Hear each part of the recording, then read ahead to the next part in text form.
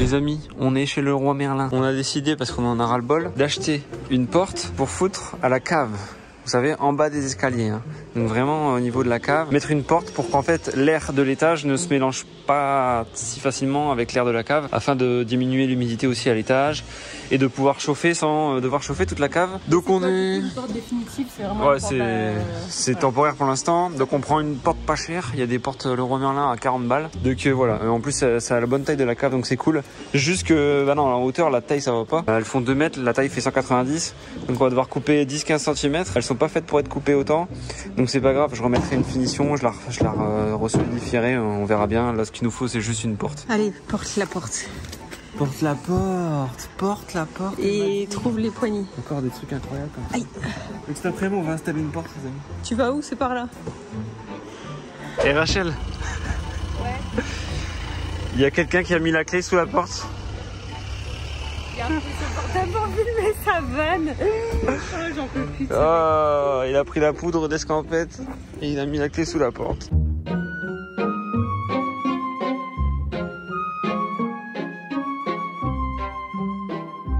Alors les amis, l'idée c'est de venir mettre une porte ici.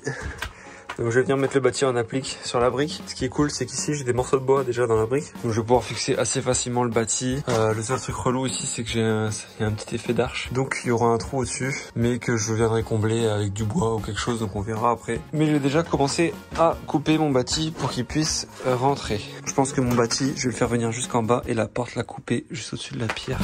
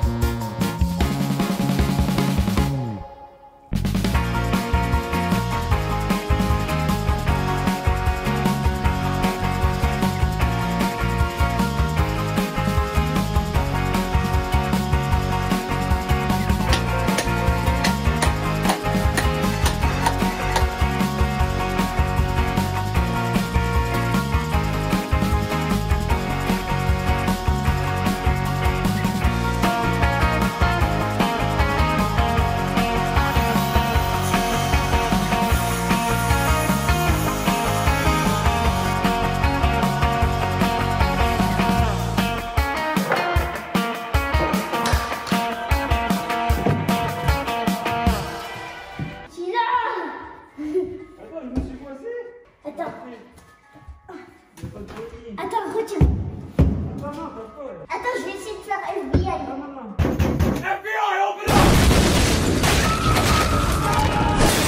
Bon et bien les amis, notre cave a une porte et j'en suis ravi. Voilà, c'est précaire, mais honnêtement ça fait l'affaire déjà pour éviter en effet que l'air de la cave nous remonte. Je vais reboucher le trou évidemment, on va quand même faire la petite finition. Et voilà, ça suffit, ça fait le taf. En attendant évidemment qu'on décide d'aménager la cave, puisque plus tard il y aura un aménagement de la cave. Voilà, donc vous avez vu, j'ai mis des joints de menuiserie comme ça qui gonflent. C'est pour dire de caler la plupart quand même des creux entre la porte et le mur. Ça fait le taf, même si évidemment il y a des endroits où il reste des trous. C'est pas très grave, je peux mettre autre chose, mais au moins sur 90% de la porte, j'ai le joint qui coupe l'air. Et on se sent aussi isolé ici, ça c'est sympa aussi de pouvoir bosser sans être trop ouvert vers là-bas. Voilà, je suis ravi. Voilà, l'idée c'est quand même que ce soit moins humide ici, sachant que c'est pas encore chauffé. Mais normalement, dès demain, et là vous aurez peut-être des vidéos juste après, dès demain on a nos chauffagistes qui viennent avec les radiateurs qu'on a commandés, donc des gros radiateurs. Et donc Rachel l'avait dit, il y en a un qui va être installé ici. Ça permettra déjà de chauffer cette zone ici, couper un peu le froid du garage. Et on aura un radiateur qui sera mis en service à l'intérieur de cette pièce qui est déjà installé. Je vous le montre rapidement comme ça. vous aurez quand même une idée de ce qu'on va installer comme radiateur. Il est caché derrière ce rideau. Et le voici, c'est un radiateur comme ça, assez esthétique, hein, ça ressemble... Enfin voilà, on essaie de faire quelque chose qui ressemblait pas trop à un radiateur. C'est très lisse sur la surface, et donc ça nous va bien. Voilà, je fignole ma porte, les petits trous qui restent au-dessus. Là, le trou là-bas, horrible, et let's go. Les amis... Hop hop hop hop hop les amis, je voulais juste vous dire que ce que vous allez voir juste après dans la vidéo a été enregistré il y a quelques temps, donc c'est possible qu'il y ait des petits faux raccords. J'enregistre cette voix off à l'arrache, la veille, hier, samedi, soir, 23h39, vous me croyez pas? La France a gagné contre l'Angleterre. Allez les bleus. On rentre actuellement à l'instant du salon Li-Fi, autrement dit l'IFA pour les Français à Berlin. Donc salon de toutes les innovations technologiques pour la maison. Et on y a été avec Schneider Electric qui nous ont invités là-bas. C'est super cool. J'ai pas d'image malheureusement, mais on a partagé ça sur Instagram. Donc go follow Insta si vous voulez pas rater ce genre de trucs qui sont pas forcément sur YouTube, mais qui sont sur Insta. Bref, tout ça pour vous dire quoi? Ça pour vous dire que quand on était là-bas, on a reçu un appel d'un livreur qui allait nous livrer un meuble ici à la maison. Et on n'a pas pu ouvrir. Quand on s'est retrouvé un peu coincé, et puis les livreurs, quand t'as un meuble comme ça, ils proposent pas forcément de solution simple à part repasser le lendemain ou que ça reparte. Donc c'est toujours un peu gênant quand t'es pas là et que tu reçois les meubles. Et nous vint une idée, puisqu'on était sur le stand de Schneider Electric et que justement on était là pour redécouvrir la solution Wiser qu'on a installée à la maison, les nouveautés et tout. Solution de domotique, interrupteur connecté, lumière connectée, chauffage connecté, tout est connecté, blablabla. Tout ça pour dire quoi? Ça veut dire que ça a fait tilt dans ma tête et je me suis dit, mais notre porte de garage qui est motorisée, il est possible, à ma connaissance, d'ajouter en option un interrupteur que tu mets dans ton garage, par exemple, à l'intérieur de ta maison, juste pour l'ouvrir et la fermer cette porte. Parce que là actuellement on n'utilise que les télécommandes électroniques. Et Mister Porquet, qui nous a installé cette porte de garage, m'a dit oui, tu peux mettre un interrupteur si tu veux, tu peux mettre même un gyrophare lorsque la porte s'ouvre et se ferme pour bien alerter que ça bouge. Mais je me suis dit, on a des interrupteurs connectés Wiser. Pourquoi on mettrait pas ça sur la porte de garage, un interrupteur connecté Wiser, et tout simplement, à distance, on a la sonnette Google où on a une caméra, quand on voit qu'il y a un livreur, on lui ouvre la porte de garage à distance, et on la referme, et il met le colis. Ce serait trop bien. Alors bien sûr, c'est un truc qu'on avait prévu de faire avec la porte d'entrée. C'est pas encore actif, mais la porte d'entrée est motorisée. On avait prévu de la connecter à terme avec un interphone qui va bien, mais c'est pas encore prêt. Ce sera pas avant quelques mois parce on pense pour l'instant à l'intérieur de la maison, etc. Bref, c'est un peu long. Mais du coup, là, je rentre à la maison, mais direct, je veux tester, j'ai envie de le faire. J'ai ressorti la documentation Silvelox, c'est la marque de la porte de garage. J'ai ressorti la doc, c'est en italien, donc je vais, voilà, c'est Mac et pepperoni, tu vois. Et donc, on va lire la doc et on va essayer ensemble de se claquer un interrupteur connecté et voir avec l'appli si on est capable d'ouvrir ou fermer la porte de garage. Ce serait fou. Donc là, je vais déjà chercher les outils de quoi dévisser le capot, voir un petit peu au niveau des dominos, des connexions. Apparemment, il faut se brancher sur un domino au bon endroit et ça devrait le faire. Donc c'est parti, on va chercher ce qu'il faut. Bon, on va commencer par aller voir ce qu'il y a sous le capot. On va retirer ça. On va débrancher la porte. Je dévisse. Ok les amis, on va tenter de décapoter. Si on y arrive.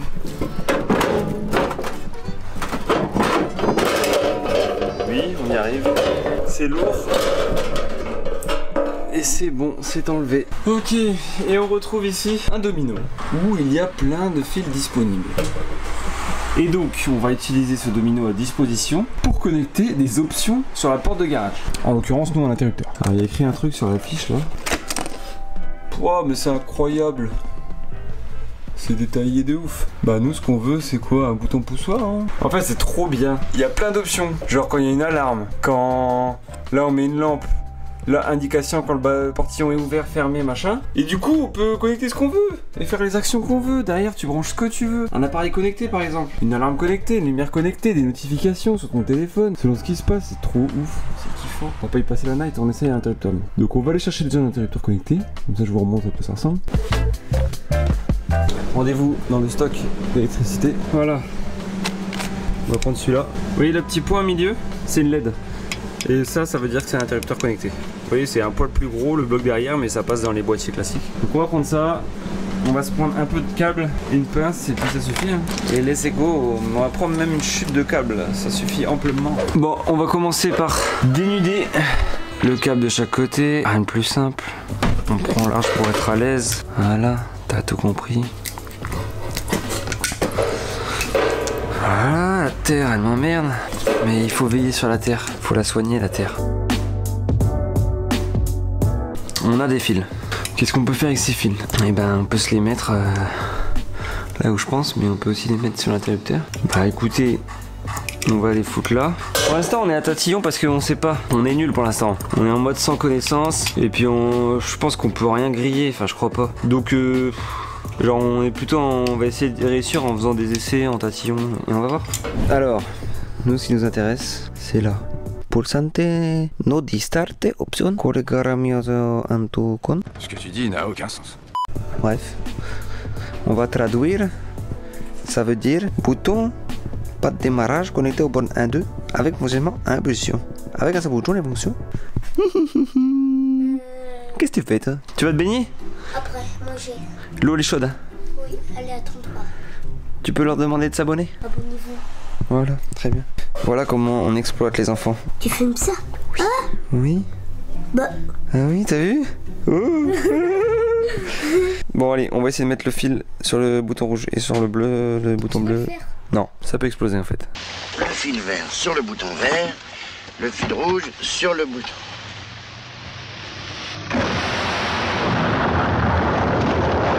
Bon, du coup, ce que je comprends, c'est que en gros, sur la borne 1, j'ai une alimentation et sur le 2, c'est l'impulsion, ouverture, fermeture. Donc on va essayer de mettre l'interrupteur entre le 1 et le 2, le bouton poussoir, et de balancer de l'impulsion et de voir ce qui se passe.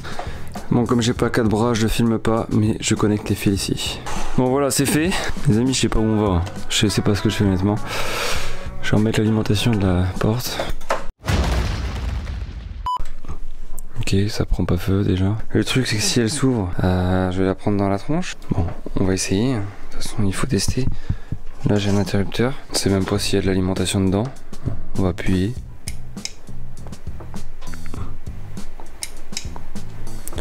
Alors quand j'appuie, c'est bizarre. Ça clignote là. Déjà c'est très bizarre. Ah mais non, je suis con, c'est juste que j'appuie au moment où ça le fait en fait. Ça clignote tout le temps. Je suis vraiment un teubé. Bref, ça fonctionne pas du tout. On y est, mais alors pas. Mais alors pas. Mais pas du tout. Bon, je sais pas. Je continue de réfléchir et je vous reprends, les amis. Bon, écoutez, histoire d'y aller step by step, j'ai pris juste un poussoir simple, pas un connecté, pour déjà voir si ça marche, pour être sûr que j'ai pas de souci avec la notion d'appareil connecté, et être sûr que juste l'interrupteur fonctionne. Donc, je vais transférer là-dessus. On verra bien. Wow, wow, wow, wow. Quoi, elle s'ouvre? Arrêtez, j'ai rien fait, j'ai même pas le... Attends. Oh, elle s'ouvre, mais what the fuck? Non mais là je bloque direct. Les amis, la porte s'ouvre alors que j'ai rien fait, j'ai rien changé. Bon, attendez, il faut que j'enlève ces fils là au plus vite. Mais what, elle s'ouvre? Mais non. Bon, heureusement pas de dégâts. Attendez, parce que là je comprends rien. Mais peut-être que c'est parce qu'ils se sont touchés. Mais oui, c'est ça. Ils se touchent, ça se ferme. Bah logique hein, on dirait que je suis Google. Mais bon, ça veut dire que ça fonctionne, donc c'est trop bien déjà. Ça veut dire qu'on l'a trouvé.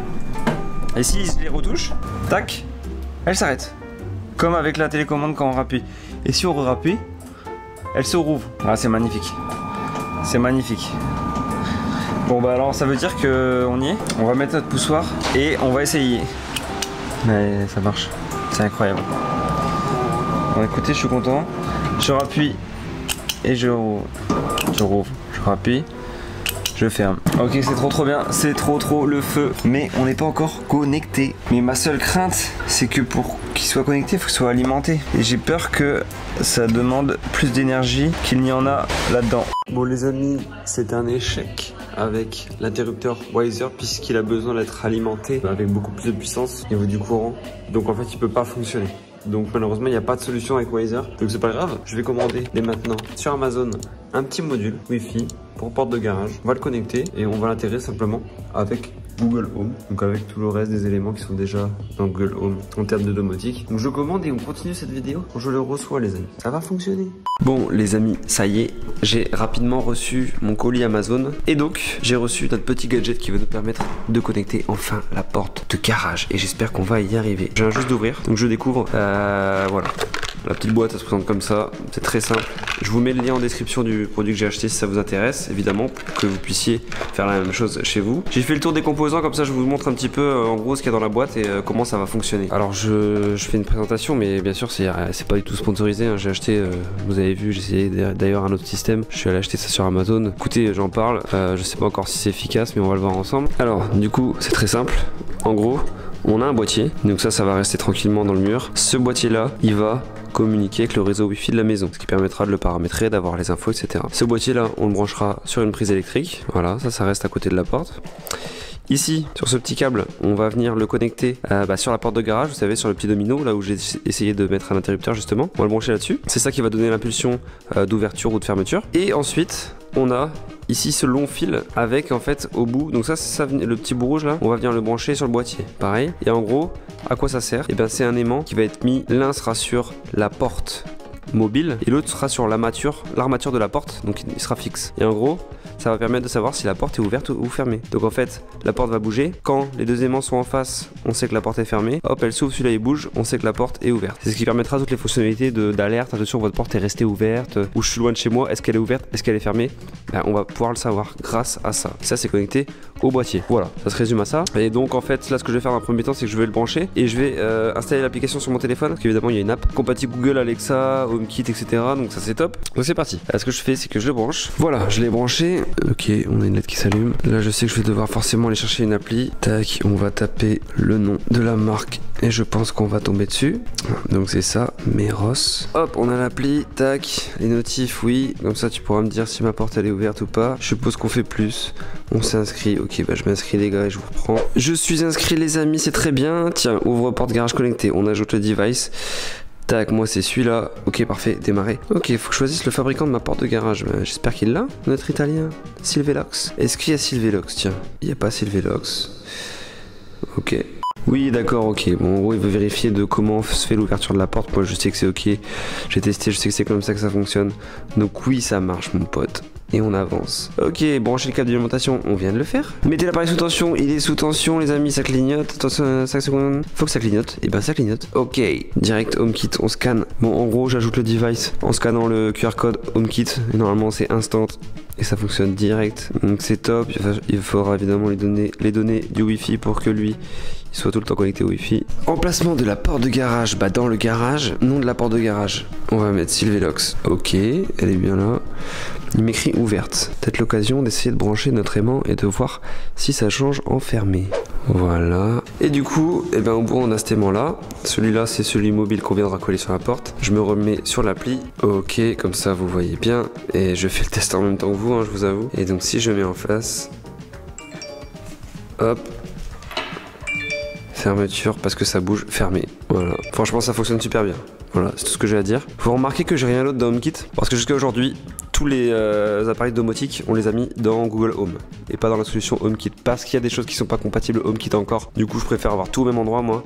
Donc j'ai préféré aller sur Google Home. Bon bah en vrai, ce qui est ouf, c'est qu'on a déjà fini. On a juste à aller tout poser sur la porte et à venir connecter ça à la borne de la porte pour que ça déclenche l'ouverture et la fermeture en espérant que ça fonctionne parce qu'en gros tout le reste on sait déjà que ça marche.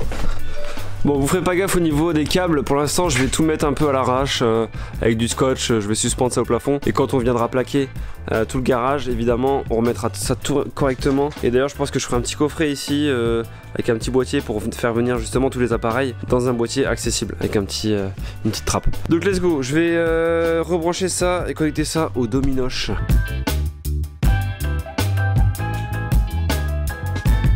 Alors pour que vous voyez bien, j'ai branché du coup sur le domino ici. Donc évidemment j'ai mis sur la bonne borne hein, qu'on avait vu ensemble déjà avant. Et voilà, tout simplement. Et du coup je l'ai branché. Donc du coup je repars sur HomeKit. On va voir un petit peu déjà ce qui se passe. Elle dit qu'elle est ouverte, c'est normal. J'ai pas encore mis le capteur. Hein. J'ai pas mis l'aimant qui permet de savoir si elle est ouverte ou fermée. On va déjà voir si j'appuie. Ok, ça fait un petit bruit, ça s'ouvre, ça marche. Franchement c'est le feu. Trop content.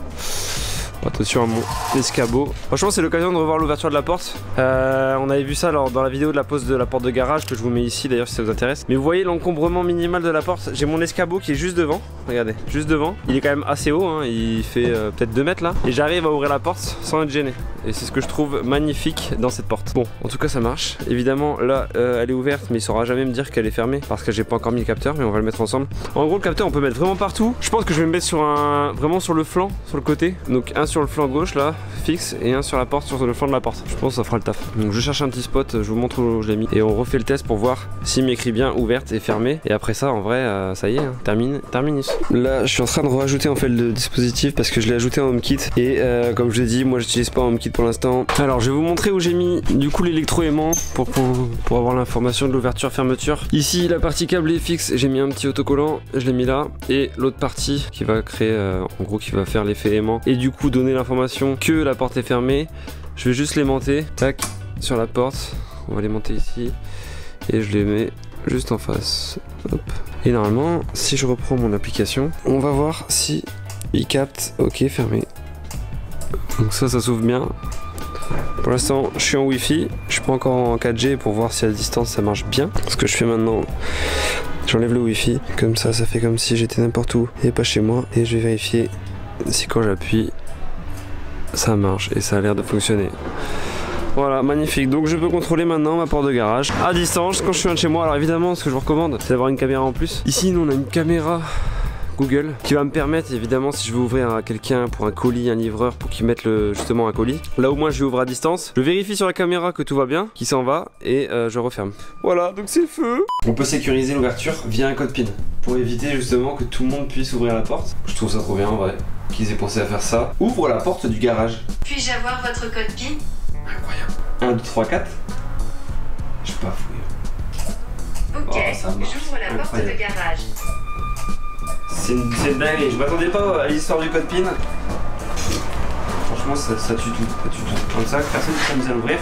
Et même si une personne a accès à la contrôle vocale, grâce au code PIN, il n'y a que nous. Du coup, c'est terminé, on va pas continuer plus loin. Évidemment pour le câblage, ne vous inquiétez pas, quand on plaquera, on fera tout propre, ça va être trop cool, je vous remontrerai. N'hésitez pas à mettre un petit pouce bleu si ça vous a aidé, si ça vous a fait kiffer de voir ce genre de domotique. Et puis on se retrouve très vite dans une nouvelle vidéo. Regarde, viens voir. Vas-y, demande à Google d'ouvrir la porte du garage. Ok Google, ouvre la porte du garage. Puis-je avoir votre code PIN? 1, 2, 3, 4. 1, 2, 3, 4. 1, 2, 3, 4. Très bien, j'ouvre la porte de garage.